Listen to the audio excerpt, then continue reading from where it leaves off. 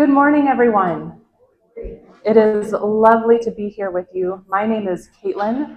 I am an ordained pastor in the ELCA. I just actually celebrated 5 years of ordination.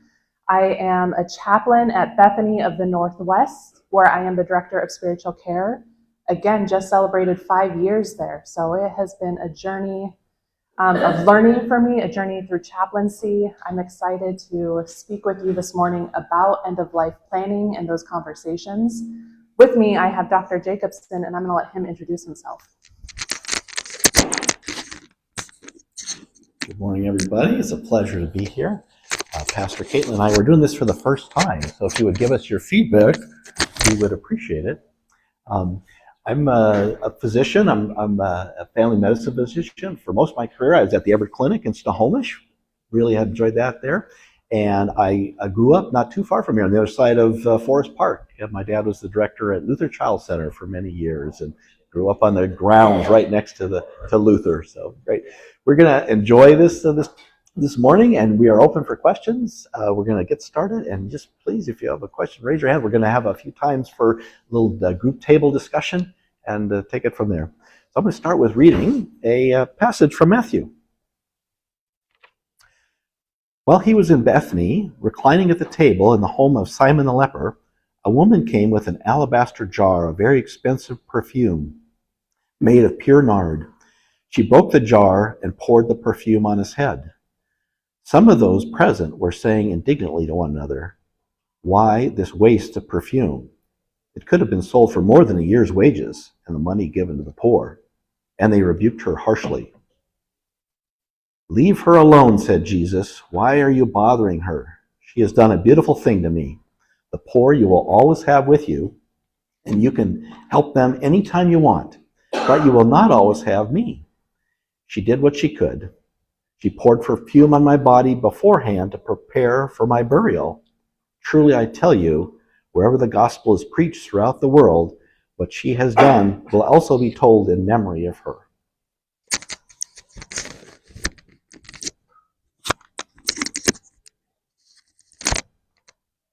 Let us pray. God of life, we thank you for the gift you have given to each of us, for breathing life into this world in the beginning, for breathing life into the dust that formed humankind, and for breathing life into our lungs and making us who we are.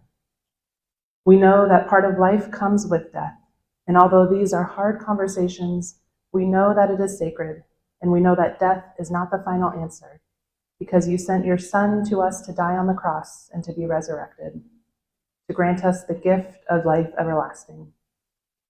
As we prepare our hearts for these conversations, I pray that you walk alongside us, guiding us and leading us in your light. Amen. As we start this conversation, just a little overview of what this hour together will look like. We're going to start by talking about advanced care planning, what it is, why it's important to have these conversations. We'll spend some time going over these documents you have in front of you, these 5 wishes. These packets are for you to take. Pastor Deb acquired them for all of you to go home, to spend some time looking over and having these conversations with your families after today. I know that these are hard conversations. I know that sometimes these can bring up past grief, that they can bring up anticipatory grief, that sometimes it can just be overwhelming. So please know that if any time you need to step out, it is okay. Take your heart and take care of it, because that is what we need to do when we're having these conversations.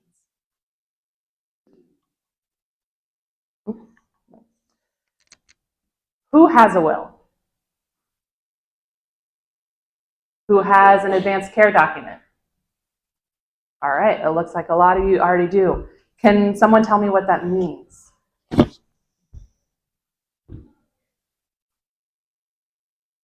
It covers what you would like to have happen, and who would be responsible if you are unable to make decisions for your own health care and continuation of life. Yes. It tells what you want to have happen to you, in any case that you aren't able to make those decisions yourself. It already is in place. It's a way of putting into writing what your wishes are. If you are in that situation where you can't speak, you might be intubated, you might be sedated. It's for your family to understand who you are and what you want in those moments. It's also for your medical team to know if they're taking care of you in a moment of crisis, they know how to treat you. It's also not a one and done. You're not putting into writing one day and that's going to be forever. You can change your mind. You can tweak things as you go through life. Other experiences might change what your wishes are. So we're going to start some time together in small groups. So at your table, we're going to talk about why is it hard to have these conversations? What are your biggest fears when it comes to talking about death and dying? What is your biggest fear when it comes to talking to your family about what you want when it is your time? And also, when is the best time to have these conversations? So we'll take about 5 minutes and then we'll kind of share some of those answers.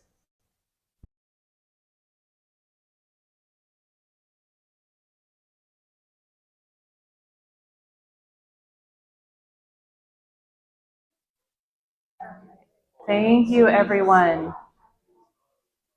I'm wondering if anyone would be willing to share what some of these fears are when it comes to having these conversations. The fear of dying.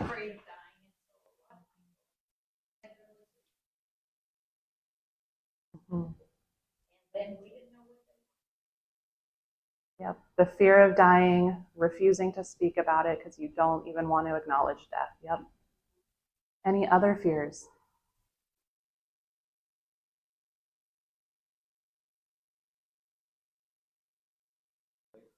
People want to know what you want and memorialize it. Process death or dying, or in the way you want it to be. Yeah. I heard someone say that it might take a lot of time or money. You might have to work with an attorney. So that's a fear of just the process of actually putting all of this stuff into place and the unknowns with that. When is the best time to have these conversations? What were those talks around your tables like? Now. Yep. Mm-hmm.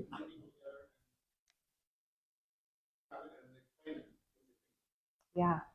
Now, before you're sick. I'm wondering if you'd like to share what you said. Oh, well, I was saying that, the best time typically is when, normally the best time to have them, or when we normally have them as humans, is at funerals. It really tests our mortality. We think about it and we realize, oh, we're not here that much longer, depending upon how old we are. We could be 40, we could be 50, we could be 18 or 80. And it doesn't make any difference how old we are. It's still going to get there.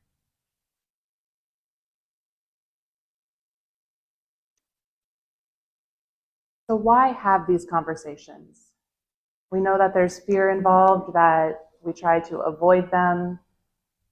Why have them? And I think, as some of you have already said, it's to let our people know, to let our families know, our loved ones know what our wishes are, to avoid chaos and heartache in the midst of crisis, if that's what it is, to avoid chaos and heartache when death is imminent.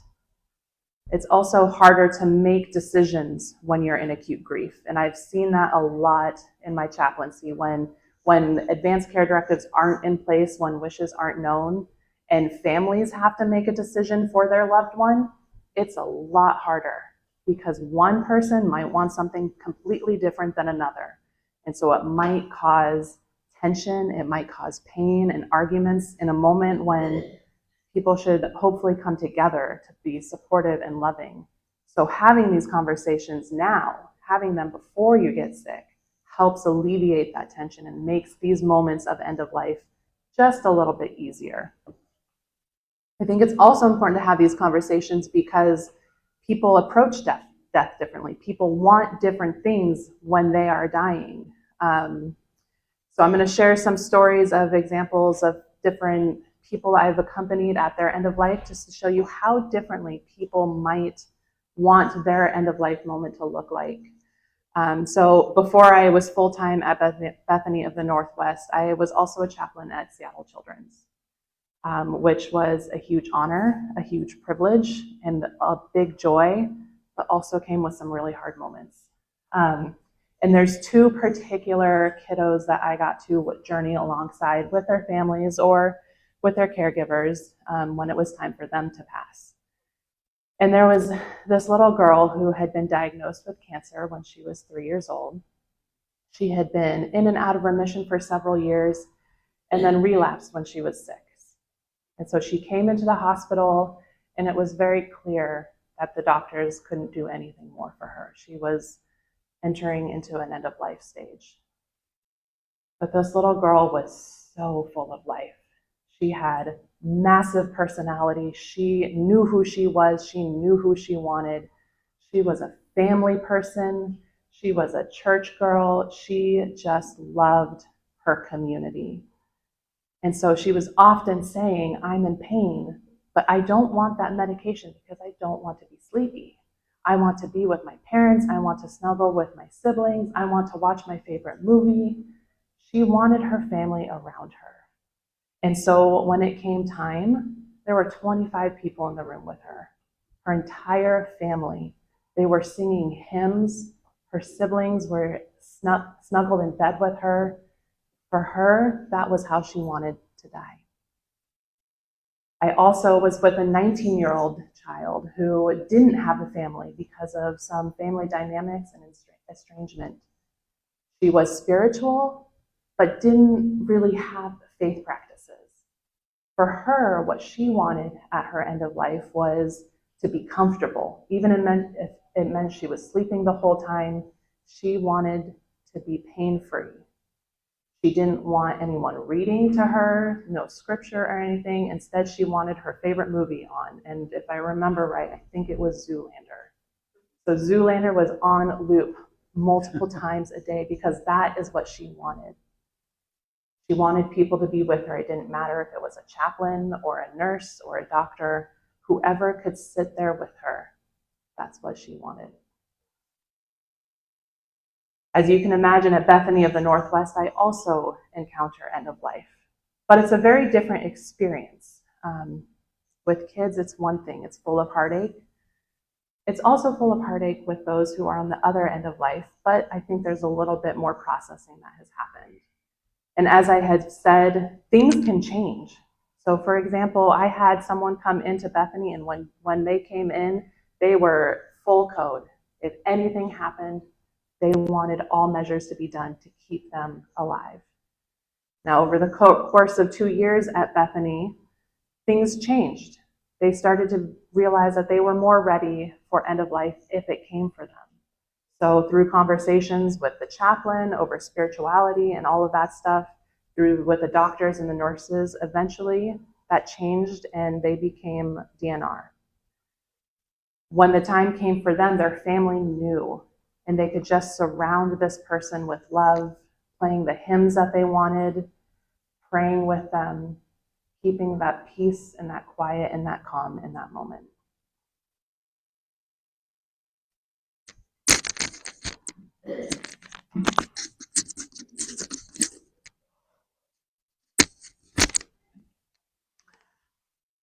For the clinical team to have a patient and their family that has gone through discussions like this and been prepared. I think we said, when's the best time to think about this? Is now, and it's when things are going okay.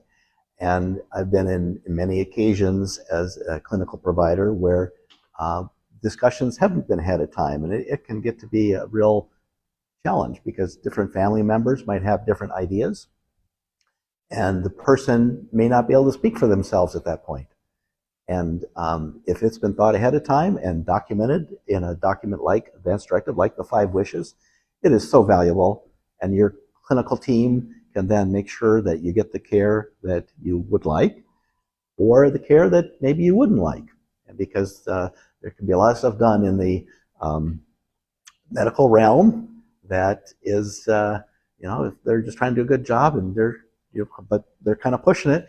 And if sometimes it's best to just let things pass. And it really makes a big difference. One of my most clinical story of a family that I dealt with, an elderly woman and her daughter, they were just lovely. We knew that the woman's time was coming to an end, and they wanted to have comfort care, which was very appropriate for her. And she wanted to die in her house. So we got hospital bed right in the living room, and all the different care was coming to her. And I met with the daughter after she had passed, and she said, it's kind of hard to imagine, but that was one of the best times of my life and my mom's life, that she was surrounded by family and friends in the comfort of her own living room, and made just such a huge difference. So I hope that we'll get a lot out of this as we go through the 5 wishes and this valuable document, and kind of expressing how what the way you feel. That can be honored. All right. I'm going to go through a couple of clinical examples, and I'm going to show you 4 trajectories. And these are trajectories are the way that things could look toward the end of a given person's life. And one person's passing could look very different from another person's passing, which kind of the importance of going through an advanced directive like this well ahead of time. A terminal illness is something that somebody could be doing quite well for a long time, and then they could come up with a surprise diagnosis. Often a cancer would be a diagnosis, and that things can kind of take a turn for the worse fairly quickly. And this would be a trajectory of that, where somebody's doing okay, and it falls off pretty quickly to death with, say, a severe cancer. There's an awful lot of folks that have chronic illnesses of a whole variety of sort. And one good example would be chronic kidney disease. And it's a really common issue, and where people may, over time, they're kind of declining, but they would go through little peaks and valleys. And say they might have a hospitalization, but then they get better, and they're, say, an infection's treated, or the medications change and get better. And so, but there can be this kind of this up and down course that can drag on for months or years. Frailty, that is probably the most common type of thing would be a dementia, and it can show up fairly early on. It can show up later on, and can be very gradual to start with. But if somebody has a progressive dementia, you've probably all experienced folks like that. I know I certainly have, and the decline kind of happens gradually over a period of time, but they may not be functioning very well for many years. And then another example would be a sudden death, and this would be like a heart attack, and we probably all had experience with either friends or people we know of that they were doing great, and then all of a sudden something happens, and they could pass in the middle of the night or pass suddenly. And I've certainly had a number of patients over the years where that, as far as we could tell, things are going good, and all of a sudden things happen quickly. And then again, another example of where you'd like to be thinking about things ahead of time, and what can I do to be prepared? Kind of whatever my trajectory might be. I just wanted to share some examples of survival to a hospital discharge by age if somebody has a cardiac arrest. Now, by cardiac arrest, your heart stops beating. That's a cardiac arrest, okay? Now, if you watch a medical show, it's amazing how often a code is successful, and that's actually often not really the case. There can be a lot of success out there, but it makes a big difference where the rest might happen and how old you are. If somebody is in their 60s, a chance of, and this is if you have a cardiac arrest outside the hospital, 8% chance that person could be resuscitated and have a successful discharge from the hospital. When you're in 70s, it drops a little bit down to 7%. When you're in your 80s, then it drops down to 3%. And then for somebody who's 90 or above, it's about 1% chance. And so you can see the futility of folks in their 80s and 90s, and that hopefully that would affect their thinking. Say, well, what's my chance of success, and how they might want to be treated. Factors that could affect success would be, if you are heading to rest and it was witnessed and the person knew CPR, and I suspect here that there's a AED, automatic external defibrillator somewhere in the building, we could go get that quickly, and probably success would be pretty good. So things like that. And then certainly the age, and then if the person has other chronic illnesses, that all can affect the potential clinical outcome. All right.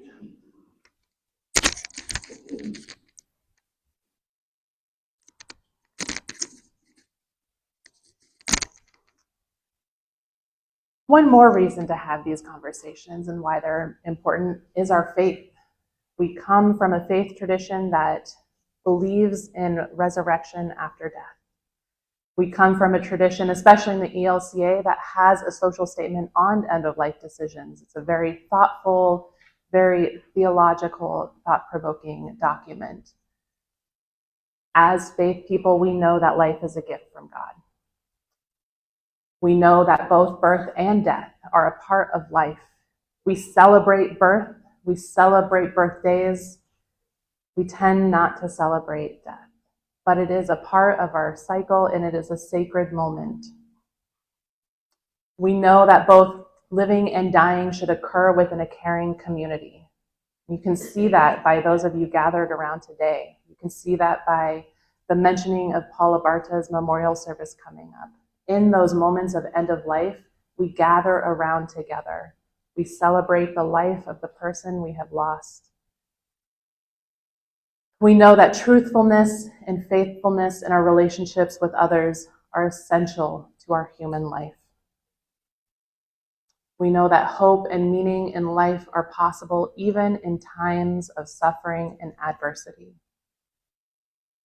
We are in this season of Lent. We started with Ash Wednesday, where we talked about our mortality. We talked about how we come from dust, and till one day we will be dust again. But we also know that it's not the end. We are marching toward Holy Week and toward the resurrection of Jesus. We celebrate that life after death. And with all of that, it makes these conversations just a little bit easier, because we know in our bones, we know in our spirit that God walks with us, that God will give us life again.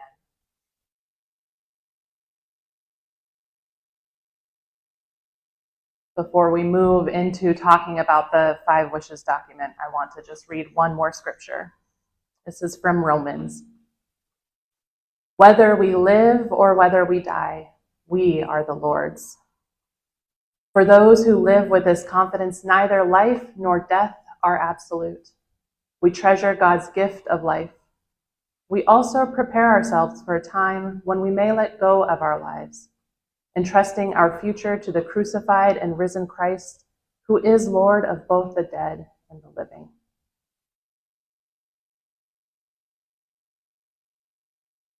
So we're now going to turn toward these documents, the 5 wishes. And some of you have already said you have advanced directives or posts or wills. Some of you may already have this 5 wishes document. But it was created by a man who spent 12 years with Mother Teresa. One of those years he spent at a hospice in Washington, D.C. that she had organized and ran. And in that experience, he got to see end of life and the ways people were going through it. He got to see the disparities and the disconnects for people who may not have had their wishes known, so that those moments of end of life became a little bit harder. He also saw that often the advanced care directives have more legal and medical focus, which makes sense. But he saw that those wishes didn't include the personal, the emotional, or the spiritual wishes, which is important because we are holistic people. We have a spirit And so we are more than just a medical body. So he created this document not only to help give information about what you want medically, about who you want to make choices if you can't, but also to really write out, to spell out what it is emotionally, spiritually, what it is you want. What do you need? And how do you want that end of life moment to look? So we've got these 5 wishes. Our first one is, who do you want to be your advanced care directive? And this is if you're in that state where you can't make those decisions yourself. Wish 2 is, what kind of medical wishes or what kind of medical treatments do you want? Wish 3 is, how comfortable do I want to be? Wish 4 is, I wish for how I want people to treat me. And wish 5 is, my wish for what I want my loved ones to know.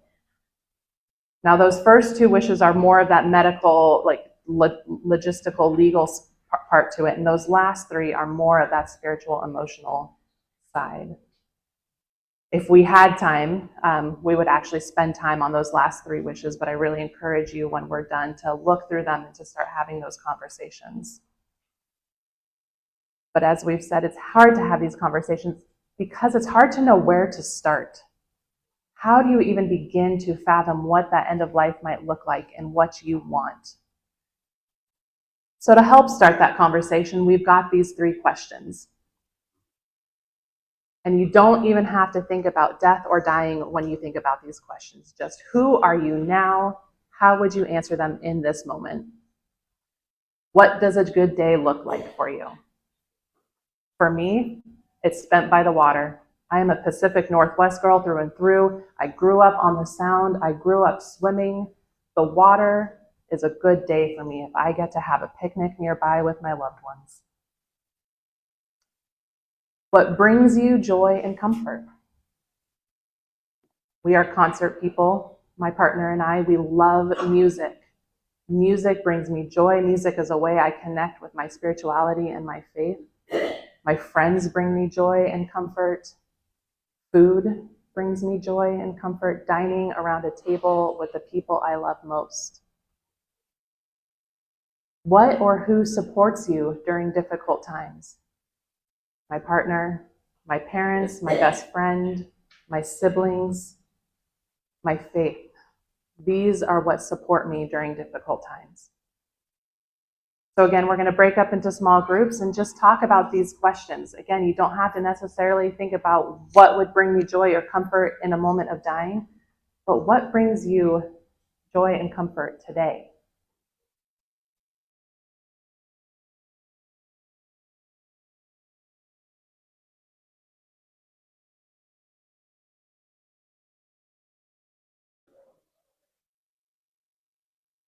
Thank you for having those conversations of who are you and what brings you joy, what's a good day. There's ways that you can take those answers and apply them to end-of-life planning. If you know what a good day looks like for you, if it's gardening or music, how can you incorporate that into those end-of-life moments? Do you want music playing? Do you want a room full of plants? I think another way you can approach these conversations is to think about what matters most. What matters most to me in the end of my life is being able to recognize my children or other family members. Is it being independent? Is it being able to spend time with the ones I love or being able to do activities that bring me joy? Is it being able to eat foods I enjoy? And if you answer these questions, if you know who you are and what matters to you, it might help in these conversations because it might help determine a moment when maybe it's time to look toward comfort care. My supervisor at the hospital always talked about her experience with end of life with her father. And her father was a chef. Her father loved to cook and to eat. He loved to be around a table with people and to try a whole bunch of different foods. And for her, she knew her father was ready to go when he stopped eating because it was such a big deal for him. Food mattered to him so that when he stopped enjoying it, that was his time.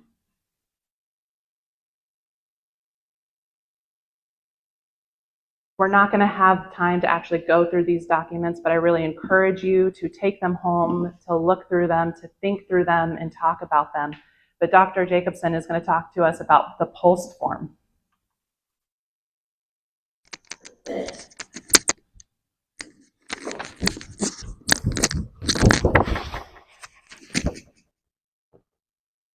Well, Pastor Caitlyn shared why we really like the 5 wishes, and it brings in a variety of important elements. The second wish is what care I would like or not like to receive. In the state of Washington, we have what's called a POST form, which uh, I'd encourage you, your doctor will have a drawer full of these at their office, and that would be kind of a supplement, so to speak, with that wish number 2. I've got one here in my hands. It's the bright green form. You can't miss them. Some people might have completed it. It has to be signed by your physician, and then it gets put, like it could be put on your refrigerator. And if the medics were to arrive, a lot of times they're looking for a document like this. This one's kind of straight to the point. I'm going to go over some of the items in just a minute here, how it's helpful. All right. So the very first thing on this POST would be on CPR. And so, for instance, in my circumstance would I like CPR done? And some people who maybe are toward the end of life or maybe on comfort care, they'd say, well, no, I would just like to pass peacefully. And that's a very legitimate, way of explaining that. Now, for me, I'm in my mid-60s. I'm pretty healthy. I'd like CPR done because I think there's at least some chance that I could be resuscitated. And that may be a very legitimate, good choice, for you. And so but that's probably good to think ahead of time. But I want CPR done or not, okay? The next one is other medical interventions. And the way this is divided could be just comfort measures only. That could be oxygen, could be medications, pain medicines, for instance, and whatever could be done to keep this person comfortable. Then the next choice would be limited interventions. That could be things like, say, IV fluids or antibiotics. And you could certainly be reasonable if something could be, fixed through fluids or antibiotics to do that. And then the other would be full treatment. And that would be things like intubation or putting on a ventilator machine or those kinds of more, or perhaps a surgery, kind of those types of medical things, which may be very appropriate for some people, may not be so appropriate for others. There's a little section on the POST form for signatures. In other words, for the person themselves, if they have a durable power of attorney that could sign for them in their stead, that could be done. And there's also a portion on this POST form for what's called HIPAA, and you're probably all familiar with that. There's a law that came up. It's been around a long time now, but basically your medical provider only shares your information with the appropriate individual, or if you've given permission. And that on here there's a place to put you can share this with my son or my daughter or my spouse. Kind of these discussions or information. So it just kind of spells it out very nicely. Then there's some additional preferences, and it could be things like an antibiotic or medically assisted nutrition. You probably heard the term feeding tube. For some people, that may be very appropriate. For others, well, I can say, oh, I don't want a feeding tube. And then you can see things like dialysis or blood products. And those are all included on this little POST form. These are also items where you could, on that wish number 2, care I do or I don't want, that would be the types of things you'd want to address as part of that. Any questions or comments on? So I would look at the POST as complementary to the 5 wishes. I think as an overall document, the 5 wishes is the best one out there. The POST could certainly be a nice adjunct to that. And I would say, for those of you who have an advanced directive already completed, take a look at this 5 wishes, kind of reflect on that. Where do things currently stand? Am I happy with my advanced directive? Or complete this and have it signed appropriately, and make sure you get it to your doctor's office where they could scan it and get it into the record. And so, these days, a lot of records are electronic. And so I know I used to practice at every clinic. The Providence team could look up our records and they could find like an advanced directive that was in the chart. And it can just be invaluable for the emergency room team or for the, the medics that might come out. All right. I think we have lingering questions or feedback. So again, I really hope you take this home, take it seriously. If you don't have an advanced directive, use this one, fill it out. Yes, please, over here. One question I have about CPR. I've heard that oftentimes it breaks ribs and all kinds of damage when they do that. Yes. So that's definitely a consideration then, considering your health at the time that you might need CPR, whether you'd want to do it because the consequences could be worse. Yeah, and I've run a number of codes and I've done CPR on a number of occasions. And yes, they have a first vigorous thrust, and often you like snap with the ribs breaking. And so and that's why it's good to think of, do I be the appropriate person? Would I like CPR done, and with the knowing that I could have ribs broken, but there's a chance of resuscitating me? Or again, if you're at the point where really comfort care is the way to go, then hey, I'll just pass on the CPR. Now maybe I can use this as an opportunity to, and Caitlyn works at Bethany. I'm on the board, and we recently had a hospice program approved by Medicare, and so we are delighted that we now have a hospice program. There's several really good hospice facilities, in our area, certainly with Providence, but now Bethany has as well. And I also mentioned that Bethany has several facilities in the area, including about 100 skilled nursing beds. We have long-term care, we have assisted living, and there are several members of your church that are active participants. There's one right over here that are active participants on the board with me. Other comments or questions? Can you talk a little more about the difference between the advanced directive and the pulsed form? Because it's not clear to me really why I would want one versus the other, or do I need both, and why? Right. An advanced directive is the broadest description of a term. All it is it's your spelling out your wishes ahead of time. So the 5 wishes would be one example of an advanced directive. A pulsed is another example of an advanced directive. Something prepared by an attorney, and that could be another example of advanced directive. So you only need to have one. The reason I called out the pulsed is it kind of nicely distills for the clinical team those important questions on things like CPR or intubation or IVs and that. I think probably a best practice would be to have the 5 wishes for all the benefits of that, and then probably the pulse in addition to that. But that wish number 2, if you're thinking about the types of things I went over and including that in wish number 2, that kind of covered it. So I hope I answered your question. So one doesn't outrank the other. No. With each other, they should say the same thing. And these, the 5 wishes, if completed as, if you complete as directed, it's a legal document in the state of Washington, and that would be a legal document addressing your advanced directive or your wishes for your family and for the clinical team.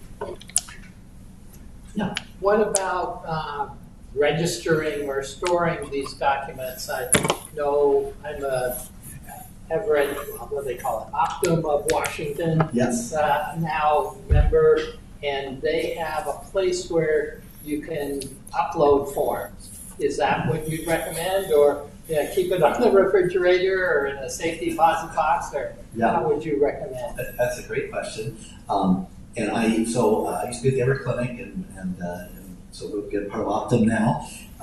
They have a really good electronic medical record, Epic medical systems, and there is a spot where it's easy to find an advanced directive. And so yes, have it scanned in to the Epic EMR through Optum, and that would be available throughout the Optum system, or anybody who would have connectivity, such as Providence or other hospitals in the area, they could look it up, your advance directive. Now, I would say if it might not be a bad idea if you were maybe more toward the end of life to have your 5 wishes or the pulse on the refrigerator, because if the medics come in, they can't look that up right away in your medical record. So that having something like that could also be valuable here.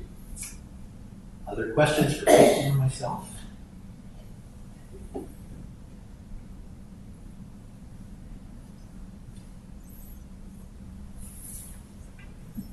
Well, thank you so much for being here and for participating in these conversations. Just to leave you with a few resources, I would be remiss as a chaplain not to encourage grief counseling. If you have experienced grief, if you are bereaved, if you're anticipating that, there are a lot of good grief programs around, bereavement programs around. Highly encourage it. If you are yourself or have a family member going through end of life, caregivers are a great option. If you're at home, have somebody come in just to provide a little bit of respite. If you are the caregiver for a family member, someone can come in and take over so you can go shower, so you can go run grocery shopping errands, just to give you a break. So caregivers are a really great resource. Palliative care and hospice, also great resources. As Dr. Jacobson mentioned, Bethany does now have a hospice program. We're about 6 months into it. So if you are in that end of life moment, there's a really great team that can come to you. Wherever home is for you, they can come provide that care, whether it's in a facility, adult family home, or in your own home. And then legal counseling. If you have an attorney or putting wills together, that is also a part of all of these conversations of like that legal side of it. What happens when you pass? What happens with your estate? All of that. So legal counseling is also a good resource. And then these are just some books that I recommend. Being Mortal by Atul Gawande. He is a neurosurgeon. Do you happen to remember? General surgeon. And he talks about end of life both from his own culture, I think in India, and then the culture of death and dying and aging in the U.S. Then there's The In-Between by Hadley Blahos. She's a hospice RN, and so she in her book talks about these experiences with her patients and kind of those moments of the in-between when her patient is just in those final moments of end of life and what they are saying in their own experiences. And then As Long as You Need by J.S. Park. He is a chaplain in the Florida area, and he has this book on grief, and it's okay to take as long as you need to grieve. So those are just a few book resources. There's a whole long list I could provide for you, but these are my top 3 favorites. Thank you so much for coming. Dr. Jacobson and I are really grateful to be here. If you have any questions, you can talk to us after or shoot us an email at any time.